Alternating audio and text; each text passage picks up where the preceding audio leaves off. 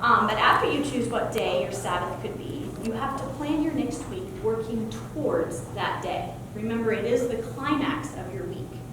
If you've never implemented a Sabbath into your life, you have to know you're creating a rhythm, not a routine, because guilt is usually a sign you've made it a routine with strict rules. And if you struggle with guilt about taking time to rest, then maybe you're trying to implement a strict routine instead of a rhythm. We crave balance, but we need rhythms. Truthfully, it is not going to feel very balanced, especially in the beginning. But over time, the rhythm has great blessing with it. In order to experience Sabbath, if you have kids and they work and they have jobs, if you decide Sunday is our Sabbath day, you may have to coach them through helping, commute. Whoops. Told you I wasn't used to these. To coach them through what to say to their boss if they work outside the home. And I will tell you it is not unrealistic. I worked in some capacity from the time I was 14 years old until we started having kids. And I never worked a Sunday in my life. Up front, when I was applying for a job, I communicated that I honored the Sabbath on a Sunday, and every single time my bosses honored that. So you walk towards the Sabbath instead of away from it. You make meal plans, shop, run errands ahead of time, find yourself anticipating the joy of an extended period of time without normal duties. Practically speaking, ask yourself what needs to happen so I can fully savor that day. Our family Sabbath, since we got married, has always been a Friday. And so things that are important for me to have done on Thursday night before we reach that day are, I've thought ahead for our meals. I have special snacks just for that day in the pantry. I make sure my kitchen floor is swept because that's something that would bother me personally. Make sure the kitchen's cleaned up, and those things enable me to enter Friday with a clear mind. Trust is a big part of Sabbath keeping. Every Thursday night as the sun descends on work I've left undone, I hear God asking the question, do you trust me with your day of rest tomorrow? Or what you have, even though you have work you feel you have left undone. So you have to prepare, you have to work towards that day. But it's also a day of play. And everyone's versions of this will look different because we are all different. You have to ask yourself, what brings you joy without the feeling of duty? It's often said that those who work with their hands Sabbath with their minds, and those who work with their minds Sabbath with their hands. And so sometimes that gives people a little bit of an idea of what, would be fun. Growing up, my dad was in ministry his whole life. My goodness. It's not a mistake. My dad was in ministry his whole life, and he still is. And so he worked with his mind all week. Our family Sabbath growing up was Monday. And 90% of the time in the summer and fall, we drove somewhere to the outdoors. We generally would go on a long hike, we would take our bikes, we would go riding on bike trails. Our favorite was when we would drive to Rolla, Missouri, to a gorgeous natural spring. We would spend the whole day swimming. And our way home, we would stop at Pizza Inn and get the buffet. There were 8 kids, so if we ever ate out, it had to be a buffet. In the winter time, there was 45 minutes away, remember those old-fashioned McDonald's play places? Like, so fun. So 45 minutes away was one of those giant McDonald's play places. And that's where we would go for like 6 hours of the day, which was kind of funny. But it was a Monday, so nobody was there. The winter was in school. And the kids would play, and my parents would read, like pleasure reading, or they would just sit and visit with each other. We normally got there like in time to get a biscuit, as breakfast was in me, and then we'd stay through lunch.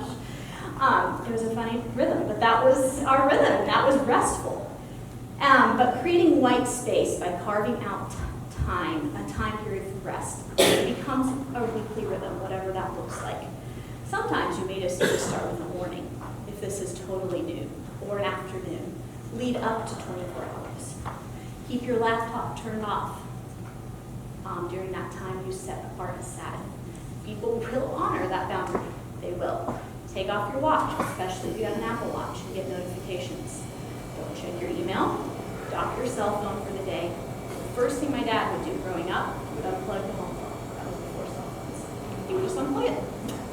And he knew if there was a true emergency, someone would be able to get a hold of him. But it was a rhythm of setting apart that day that was different.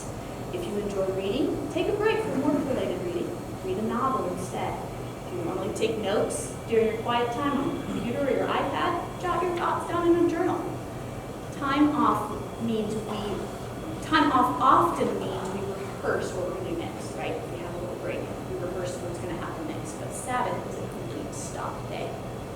And then the third, so you have to work towards the Sabbath, prepare you. It's a day of play, but it's also a day to savor. It's a day for feasting and savoring, and this is probably my favorite thing about our Sabbath days. It's a way that we savor the abundant goodness of God. It's a foretaste of heaven. Some of you, oh, I'm getting teary. Some of you may be familiar with the song, "We will feast in the house of Zion. We will sing with our hearts restored.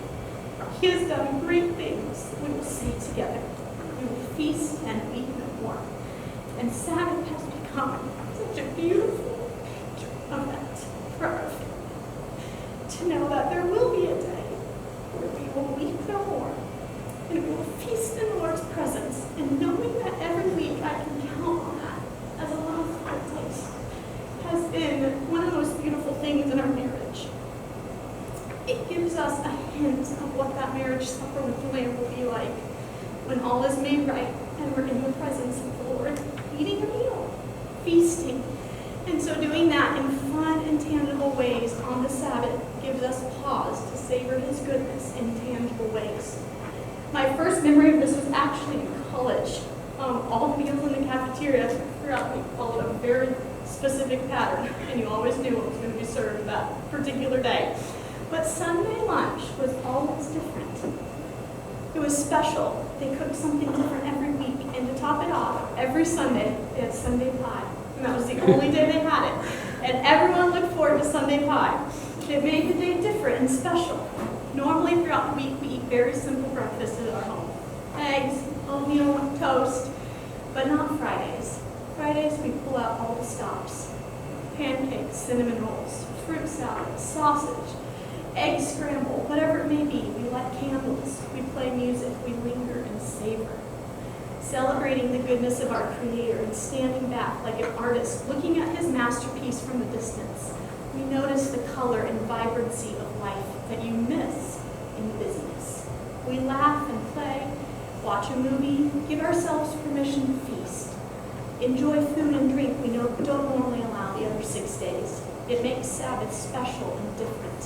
One author put it, "Reserve a favorite coffee or tea for Sabbath mornings. Look forward to sipping it once a week. Indulge in a hearty breakfast if you don't normally allow yourself that. Spend extra time in your pajamas. Read another chapter in your favorite book. Pray and listen intently instead of leaving the TV on as a background noise. Leave the dishes on a counter and explore a new part of the city." Work here. Enjoy a fresh face without makeup. Don't look in the mirror for a day. That can be a kind of restful grace in and of itself. Intentionally connect with people, not because you need something from them, but because you want to cultivate friendship. Laugh until your stomach hurts. Give yourself permission to waste time for the sake of rest. All the small choices and the details are arrows that point to a day that is set apart, communion with the one who created that day in the first place. So I just want to challenge you. I gave this talk down in Tampa, and I said the same thing. I have no idea where any number of you are at when it comes to the idea of a Sabbath. But I just want to have you consider what would it look like if you and your family chose to remember the Sabbath day? What would happen in your life, in your soul, in your mind, in your body? We cannot control our whole church, our whole nation, but you can make a change in your own family. What would happen if you decided to keep the Sabbath holy? What could God do in your heart and your life as a result of taking a step of faith and obedience? It is a challenge, and it has to be